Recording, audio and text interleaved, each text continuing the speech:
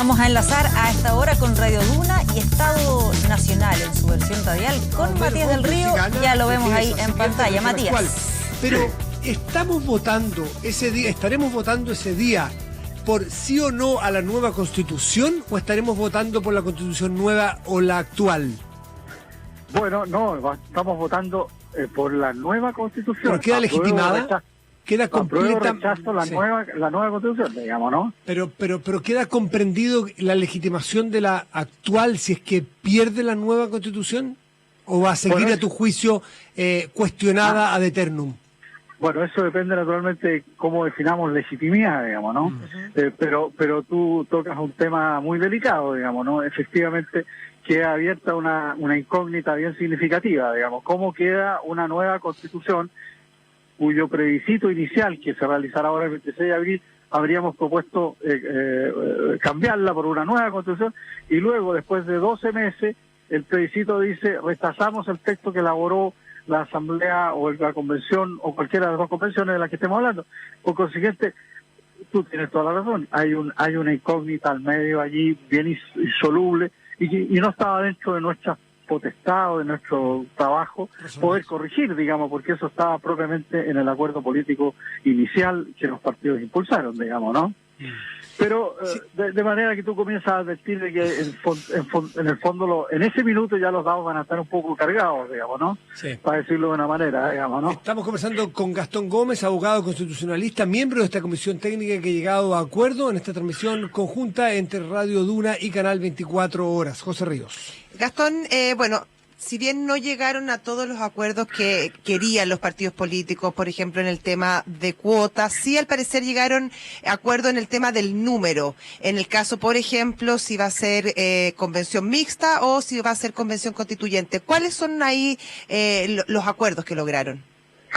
Mira, si se trata de una convención constitucional, el número mágico, digamos, es 155, que es la misma cifra de diputados que existe hoy día, digamos, ¿no? En cambio, si se trata de una convención mixta constitucional, el número es 172, 86 elegidos democráticamente mediante los mismos distritos electorales que van a ser elegidos los de la convención constitucional, y los otros 86 elegidos por el Congreso, digamos, en elección interna entre los propios parlamentarios, digamos, ¿no? ¿Y eso es proporcional a la representación que hay en el propio Parlamento?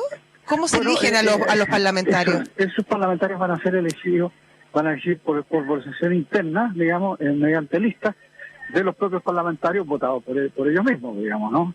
Y ahí nosotros tuvimos que hacer una salvedad y no pudimos establecer una inhabilidad, digamos, para los parlamentarios que pasan que mantienen, digamos, la misma calidad de parlamentarios que de convencionales, digamos, de manera que van a tener que tener las dos funciones al mismo tiempo, digamos, a pesar de que quedan, si les parece, van a quedar suspendidos en su obligación de asistir a las salas y a las comisiones, digamos, ¿no?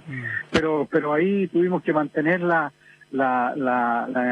pudimos establecer la inhabilidad que sí existe en la otra convención por una razón básica. Imagínate que sacáramos 86 parlamentarios del Congreso, que haría que nace la peste, sería un problema muy grave, digamos, ¿no? ¿De acuerdo? A ver, ¿podemos profundizar sobre las diferencias que hubo en algún momento, Gastón, que las que... Todo con la mayor transparencia posible, pregunten lo que quieran. Claro, las que estaban, ¿no es cierto?, en todos los titulares de diario en las últimas 2 semanas. Las diferencias en materia de pueblos originarios, de independientes, qué va a pasar con los independientes, con la paridad de género y esas cosas. ¿Cómo quedan resueltas o cómo eventualmente se van a resolver de aquí en adelante? Mira, hay que ser bien claro en una cosa, digamos, ¿no? El acuerdo inicial que firmaron todos los partidos políticos no contempla una fórmula de participación en esta materia, digamos, ¿no? Con posterioridad a eso, algunos partidos presentaron una solicitud de que se ampliara el acuerdo y se incorporaran estos 3 temas independientes, pueblos originarios y mujeres, digamos, según los criterios que ellos tenían, digamos. Nosotros tuvimos largas conversaciones sobre este tema y, en definitiva, y tuvimos muchas cláusulas alternativas y posibilidades. Nosotros advertimos que hay problemas muy complejos que resolver en varios de estos casos. no es muy fácil hacerlo, por ejemplo, en materia de pueblo originario, a quién vamos a considerar de un pueblo o de otro, qué tipo de registros electorales vamos a tener, etcétera, etcétera. No es fácil, digamos, ¿no? Y al final resolvimos que este tema fuera reenviado y establecimos en la reforma constitucional que vamos a entregar a los partidos, yo creo que mañana o el lunes, establecimos todas las posibilidades para que el Parlamento, el Congreso, establezca por la vía de una ley las formas de participación que le parezca. Porque aquí hay una sutileza que no es menor, ¿eh? Lo que pasa es que también la presión de los partidos en esta materia es entendible, porque nos pidieron que el acuerdo, la reforma constitucional fuera íntegra y que no se requiriera ningún otro texto legal ni ninguna tramitación legal posterior para su autoejecutividad. Entonces que la reforma constitucional que nosotros hiciéramos se pudiera implementar directamente para que el plebiscito, las convenciones y el plebiscito ratificatorio se hicieran sin ningún problema. Entonces, con razón, ellos dijeron, bueno, si eso va a quedar cerrado, bueno, tenemos que prever con anticipación alguna posibilidad o alguna negociación para incluir este tema. Entonces, nosotros, en el fondo, accediendo a eso, dejamos abierto el tema, pero para que sea el propio Congreso el que resuelva cuáles serían las reglas de participación en estas materias. Cuando tú dices dejamos abierto el tema, ¿ustedes están redactando de cierta manera esto para que esto finalmente pueda ser tomado por el Congreso? ¿O esto van a tener iniciativas independientes del Congreso que van en paralelo a lo que hicieron ustedes? Lo que pasa es que como el acuerdo era autoejecutable y pleno en sí mismo, no podrían haber tramitado ninguna reforma legal a los textos respectivos para los efectos de ampliar la participación según los criterios que tenían ellos, si no es que hubiéramos hecho lo que hicimos, que fue dejar abiertas las fechas para que la legislación pudiera ser modificada, y así lo estima el Parlamento soberanamente respecto de este tema, digamos. Entonces, este fue un tema, como ustedes comprenden, muy delicado, muy complejo, pero que yo creo que salimos con una solución técnica adecuada, digamos, ¿no? Gastón Gómez, que todas esas modificaciones que vayan a hacer los partidos políticos por la vía legal de que en adelante, ¿qué quórum van a tener? ¿Qué quórum tienen ellos? Bueno, el de 3/5 en algunos casos se requiere reforma constitucional y el 4/7 si se refiere a ley orgánica constitucional, digamos, ¿no? Ley orgánica. Eso está ya establecido, no hay modificación al respecto. No hay modificación. ¿Qué pasa respecto de la obligatoriedad del voto que se planteó en el acuerdo original del 15 de noviembre? Se planteaba solamente obligatoriedad del voto para aquel plebiscito final ratificatorio de la Constitución que saliera. Bueno, así. ¿Hay cambio? No, así quedó, digamos, porque ese era nuestro mandato, digamos, ¿no? Nosotros teníamos la obligación de establecer el voto obligatorio en el plebiscito de salida ratificatorio y así se hizo, digamos, ¿no? Ahora, en las restantes elecciones, digamos, la de concejales y el plebiscito de entrada, digamos, el plebiscito constitucional del 26 de abril, digamos, eso no estaba previsto, no lo discutimos y no lo introducimos porque no nos correspondía, digamos, ¿no? Gastón, con respecto a la votación de menores de edad, ¿qué pasó ahí? No, la votación se va a regir por las reglas constitucionales y legales al respecto, o sea, los ciudadanos con derecho a sufragio, digamos, van a participar tanto desde el punto de vista electoral como desde el punto de vista de poder postularse como convencionales, digamos. En algún minuto hubo una discusión, esto ya es un comidillo, digamos, ¿no? Hubo una discusión de si serían las reglas para ser diputado, o sea, 21 años, o si eran las reglas para ser ciudadanos con derecho a sufragio, o sea, 18, y al final se optó por ampliar la participación para la posibilidad de que la gente se pudiera postular a convencional. Para hacer... Ahora tiene un nombre convencional constitucional, se suena muy feo, ¿no? Sí, como cacofónico. Sí.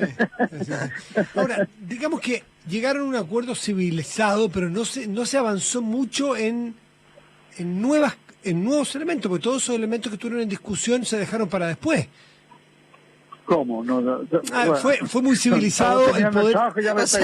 No, me refiero a que ustedes hicieron la pega que les pidieron, que era darle forma a estas reformas para que puedan pasar, pero en todas estas discusiones no es culpa de ustedes, los partidos no se logró mucho acuerdo, ni en las edades, ni en la obligatoriedad, ni en los pueblos originarios, ni en igualdad de género. Pero Matías, con el aprecio que te tengo, Imagínate lo que significa, para tomar la dimensión de lo que significa un acuerdo político que inicia dentro de un régimen constitucional en pleno funcionamiento, en democracia, un proceso constitucional para eventualmente reemplazar una constitución. Es un tremendo impacto. Aquí ha habido mucha gente que ha tenido que cambiar su punto de vista sobre las cosas. Ha tenido que... Yo no minimizo, Gastón, no minimizo para nada lo logrado. Me refiero que desde el 15 ahora hubo bastantes intentos de innovación, desde el 15 hasta ahora. A eso me refiero, no que esto es cualquier cosa, ¿no? El logro es monumental. Es un cambio del centro de gravedad de la política actual hoy día, siento yo, tremendo. Pero del 15 en adelante hubo intentos de ir un poco más allá en detalles importantes. Y en esos se dejaron para más adelante para que los propios partidos, a través del Parlamento, que es lo institucional y lo adecuado, si no es peyorativo, que ahí se vaya resolviendo, no en esta comisión técnica. Correcto, pero no te olvides que para podernos abocar al tema, tendrían que habernos, todos los partidos, habernos pedido que entráramos en el asunto, digamos, ¿no? Y no nos lo pidieron, digamos. Tú te refieres a los temas de participación, que son los más sensibles, digamos, no tengo duda, digamos, ¿no? Hay un tema ahora, dentro de la participación, que es el tema de los independientes, que ha sido bastante cuestionado porque de alguna manera se ha hablado de que sea un proceso participativo, y en eso, si se excluye al mundo independiente, claro, queda un poco delegitimado quizás el proceso. Y ahí tengo entendido que fue bastante complicado y que no hubo ni siquiera acuerdo dentro de la oposición en cómo llevarse a cabo.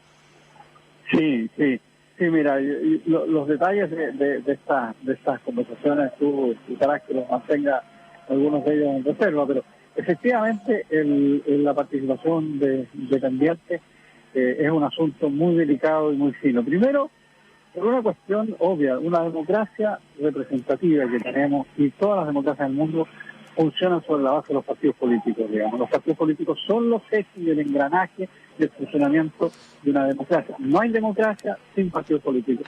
Y en la medida que esos partidos políticos son débiles y frágiles, tenemos una democracia más decadente e imperfecta. De manera que las listas independientes son, para redactar una constitución, un bien que es valioso, pero también hay que tener presente que las listas independientes son cuestiones complejas, digamos, ¿no? Porque los independientes aparentan tener, para formar una lista, cierta unidad o universidad en algunas cuestiones, pero rápidamente la pierden. Entonces, podemos tener una asamblea constituyente compleja, digamos, ¿no? Muy compleja de encontrar puntos de conexión e ideas comunes. Entonces, hay que tener cuidado con eso, digamos, ¿no? No se legitima una constitución simplemente por el hecho de que haya independientes en una asamblea constituyente, digamos, ¿no? Es una mezcla de aspectos bien. Yo sé que esto no es políticamente muy correcto lo que te estoy diciendo, digamos, pero creo profundamente que es necesario que una asamblea constituyente opere, son 155 o 172 personas, opere con ciertas reglas y cierta uniformidad, y los partidos son un tremendo instrumento para eso, digamos, ¿no? Gastón Gómez, abogado constitucionalista, miembro de esta comisión técnica, luego de este acuerdo anunciado hoy en la tarde. Muchísimas gracias por estar en esta conversación conjunta de Radio Duna y Canal 24 Horas. Que esté muy bien. Chao, chao. Gracias, Gastón. Gracias. Chao. Gracias. Y nos despedimos también de nuestra audiencia radial y los dejamos invitados a seguir con Terapia Chilensis. Ya viene Héctor Soto, Arturo Fonten, Matías